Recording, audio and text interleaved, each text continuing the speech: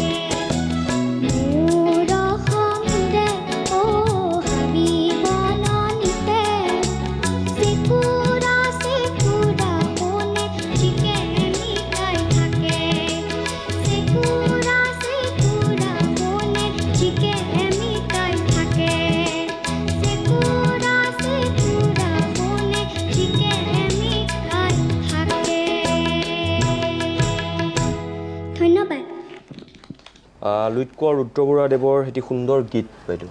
এই ডাঙৰ কনিষ্ঠ তাকেতো কৈছোঁ অকণমানিজনী ইমান ডাঙৰ গীত এটা লৈছে নহয় আমাৰ লিজেণ্ডৰী ৰুদ্ৰ বৰুৱা দেৱ খগেন মহন্ত দেৱৰ গীত লৈছা তুমি চিলেকশ্যন তোমাৰ খুব ধুনীয়া আৰু তুমি গাব চেষ্টা কৰিছা অকণমানি এজনী কিমান বয়স কিমান তোমাৰ এই 10 বছৰ আয়ো দেহি তুমি শিকি আছা চাগে নহয় হয় নামটো তোমাৰ কোনে ৰাখিছে হিমাগ্না ন হয় হিমাগ্না কি অৰ্থ মিনিং কি জুই আৰু সূৰ্য বা পুৰা আনকমন নাম এটা দেই ভাল লাগিছে মোৰ তোমাৰ গীত শুনি ধন্যবাদ খুব ভাল লাগিছে গড ব্লেছ হা